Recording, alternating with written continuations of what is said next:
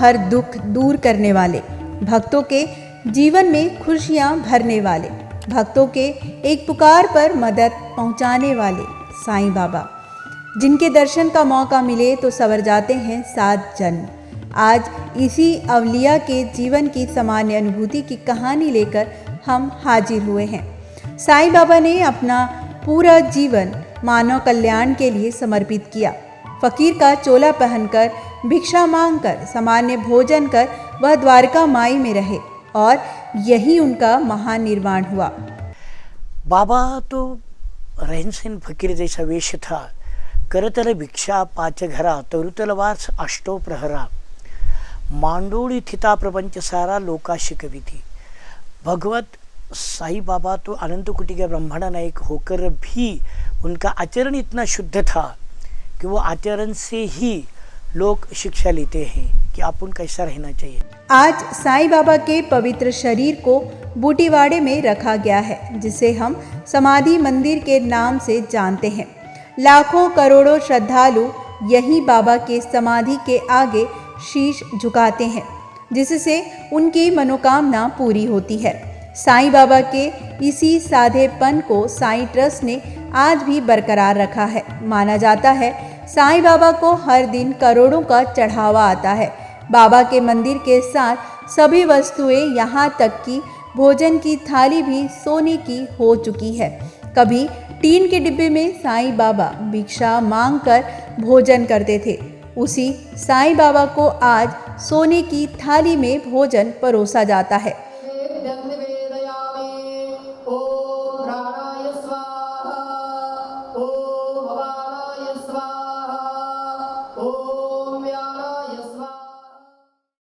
बाबा तो हाथ में कटोरी लेकर खाते थे, देहदारी थे तब। आज भक्तों की इच्छा से सुवर्ण हुआ है, मगर ये सुवर्ण का बाबा को कुछ लेन देन नहीं है। थाली भले सोने की हो, लेकिन हर शाम चढ़ने वाला भोग अत्यंत सामान्य होता है। आज हम आपको बाबा की खास रसोई और वहाँ पकने वाले सामान्य भोग से रूबरू कराते हैं। हम आपको कुबेर के भंडार में पकने वाली वह सामान्य भोजन दिखाने जा रहे हैं, जो शायद ही किसी ने पहले देखा होगा। जी हाँ, जिसे देखकर आप भी अपने घर में बाबा को इसी प्रकार का भोग चढ़ा सकते हैं। साईं बाबा के मंदिर में सबसे पहली बार काकड़ आरती के टाइम में साईं बाबा को मक्खन खिलाया जाता है। उनके बाद में बाबा का नाश्ता होता है और दोपहर के खाने में बाबा को भक्तों द्वारा जो थालियाँ प्रदान की है सोने चांदी की, बड़े श्रद्धापूर्वक उसमें पंच पकवान का भोग होता है।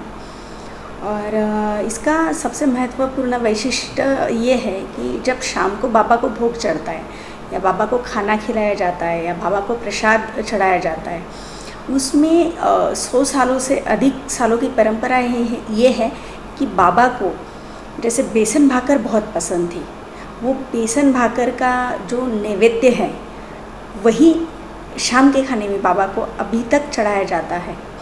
और ये परंपरा बाबा थी तब से आज तक वैसी चालू है। यह है साईं बाबा की खास रसोई, जो समाधि मंदिर में स्थित है।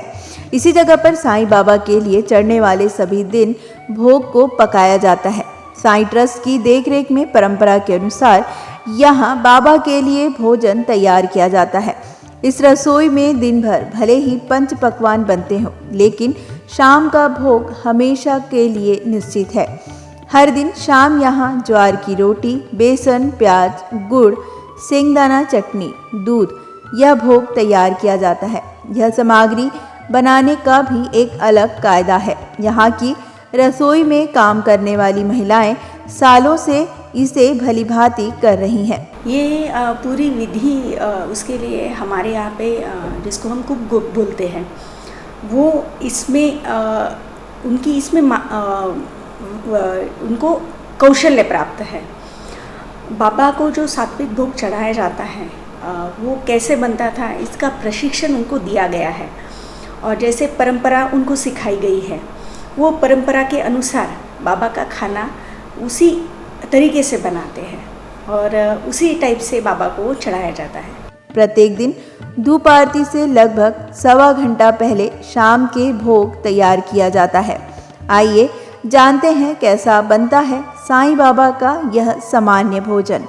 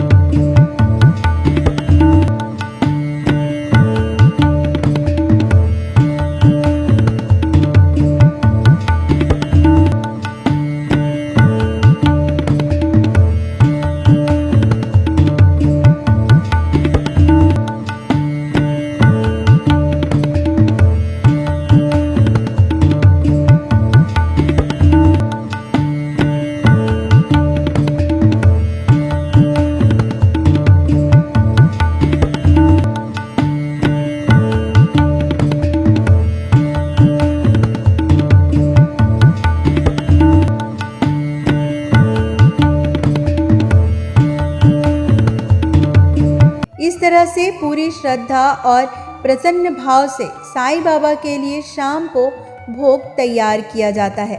सोने की थाली में इस भोग को सजाया जाता है।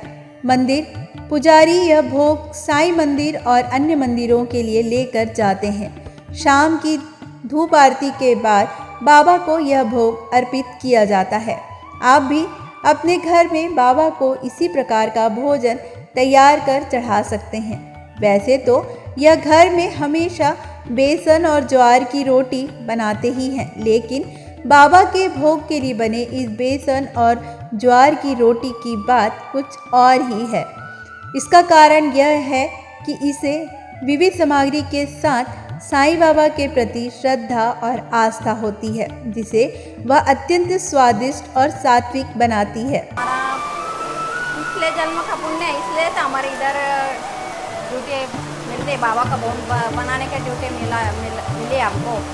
बहुत आनंद से हम खाना बनाते बाबा का। पूरे दुनिया को खाना खिलाने वाले साईं बाबा, उनको हम खाना खिलाते हैं, जिससे हमको बहुत प्यार मिलता है हमको। बाबा को खाना बनाने का बाबा की श्रद्धा और आस्था से हम इधर खाना जो बनाते ना वो बहुत स्वादिष्ट बनाते हैं, बहुत अच्छा लगता है वो खाने को। साईं से दिखाए गए भोग का कुछ हिस्सा यहाँ के पुजारी को दिया जाता है और बाकी भोग को साईं बाबा प्रसादालय की भोजन में मिश्रित किया जाता है ताकि हर भक्त को साईं बाबा का यह प्रसाद मिल सके। बाबा को भोग या नैवेद्य चढ़ाया जाता है, वो बाबा को जैसे प्रसाद चढ़ाने के बाद वो सारे भक्तों को मिल पाए बाबा के खाने की चीज़ें या बाबा को जो नैवेद्य, जैसे हम उसको नैवेद्य बोलते हैं। तो हमारे यहाँ पे जैसे आपको पता है बाबा का प्रसादालय है, तो वहाँ पे बहुत सारे बाबा के भक्तगण रोज़ डेली खाना खाते हैं।